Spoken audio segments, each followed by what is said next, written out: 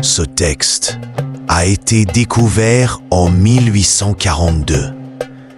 Depuis, 4 traducteurs sont morts subitement. 2 ont disparu sans laisser de traces. Et l'un d'eux a arraché ses propres yeux après avoir lu la dernière ligne. Pourquoi ? Parce que ce que vous allez entendre maintenant n'a jamais été destiné aux vivants. Ce n'est pas une légende, c'est un avertissement. Ce papyrus égyptien, vieux de 3000 ans, n'est pas un simple guide vers l'au-delà. C'est un piège, une invocation, un pacte que vous scellez rien qu'en écoutant. Alors je vous le demande une seule fois, êtes-vous sûr de vouloir savoir ? Dans l'obscurité silencieuse du désert, enfouie sous le sable depuis des millénaires, repose une vérité que les hommes n'auraient peut-être jamais dû réveiller. Une vérité écrite sur des papyrus fragiles, rédigée en hiéroglyphes serrés, gravée parfois sur les murs froids des tombeaux oubliés. C'est une connaissance ancienne, chuchotée dans les temples par les prêtres d'Osiris, murmurée à l'oreille des pharaons au moment de leur dernier souffle. Le livre des morts, mais ce nom est trompeur, car ce livre ne parle pas seulement de la mort, il parle de ce qui vient après, d'un royaume d'ombres et d'épreuves, peuplé de créatures qui ne pardonnent rien, d'âmes tourmentées qui ne trouvent jamais le repos. Et ceux qui osent en déchiffrer les secrets doivent être prêts à affronter ce qu'aucun regard humain ne devrait contempler. Le livre des morts n'est pas un simple texte religieux. C'est un guide, un manuel de survie pour l'âme défunte, rédigé pour accompagner les morts dans leur voyage à travers le Dua, le monde souterrain.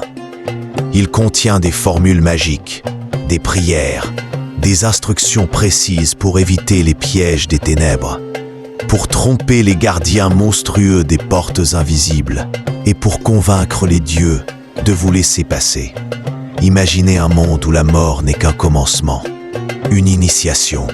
Le défunt, encore enveloppé dans ses bandelettes, doit marcher seul à travers un labyrinthe de ténèbres. Il rencontre des démons, des serpents aux crocs d'or, des lacs de feu. Chaque pas est une épreuve. Chaque parole peut être sa perte ou son salut.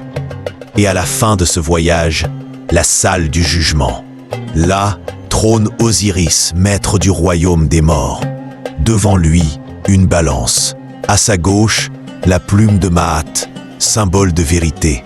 À sa droite, le cœur du défunt, arraché de sa poitrine.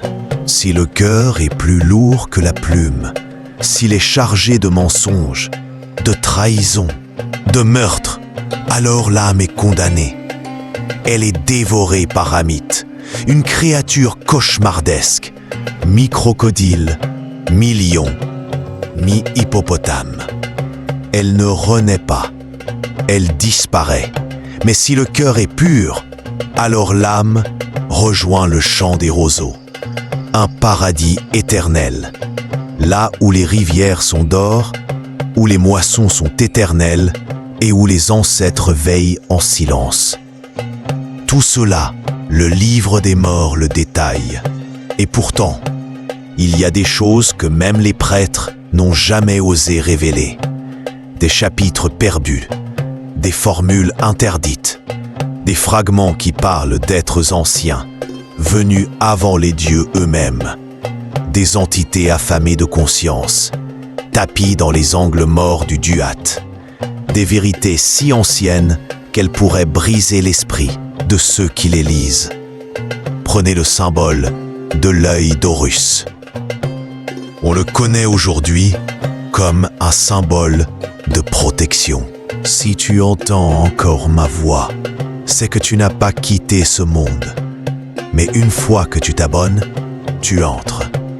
Pour de bon, abonne-toi maintenant, avant que la prochaine porte ne se referme sur toi.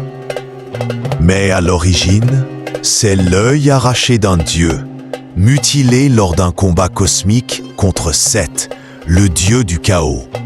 Cet œil, réassemblé par magie, est devenu un portail, un pont entre le monde des vivants et celui des morts.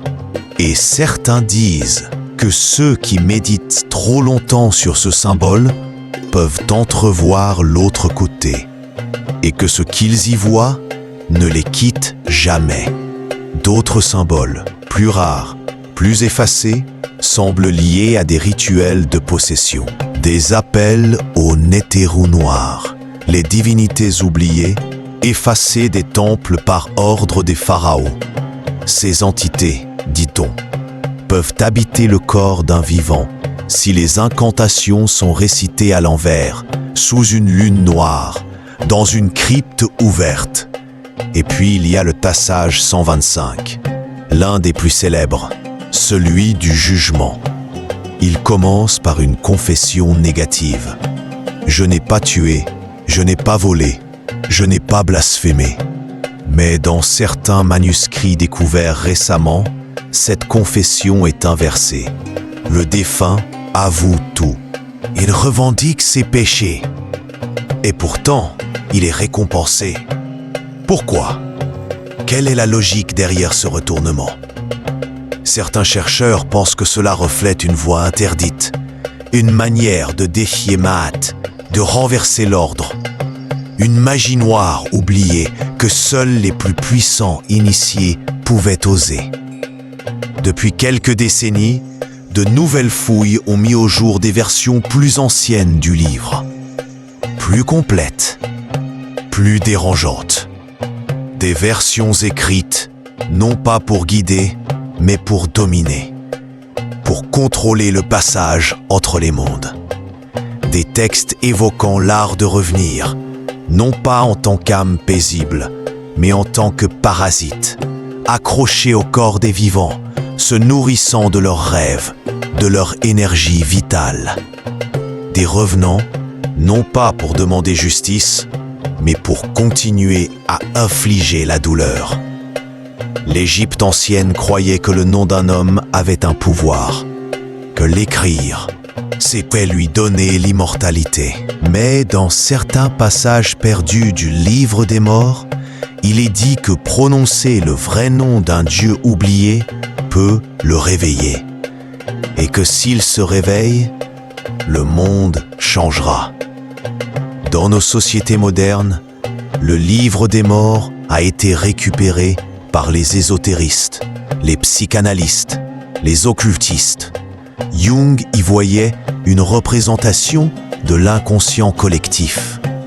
Certains y trouvent des archétypes universels, d'autres des guides vers la transcendance. Mais rares sont ceux qui osent aller au bout, qui osent traduire chaque symbole, chaque formule, car certains passages provoqueraient, selon les initiés, des cauchemars persistants, des visions, voire des disparitions. Il existe à Paris, dans une bibliothèque privée, un fragment du papyrus d'Ani, jamais montré au public. Il décrit une salle du Dua inconnu, où des enfants sans yeux chantent en cercle autour d'un trône vide. Celui qui siège sur ce trône n'a pas de nom, pas de forme fixe. Il se nourrit des regrets et il promet l'immortalité en échange de l'oubli total, de l'identité, de l'humanité. Ce que nous appelons aujourd'hui le livre des morts s'appelait en réalité les formules pour sortir au jour. Une promesse de renaissance. Mais à quel prix? Et quelle lumière?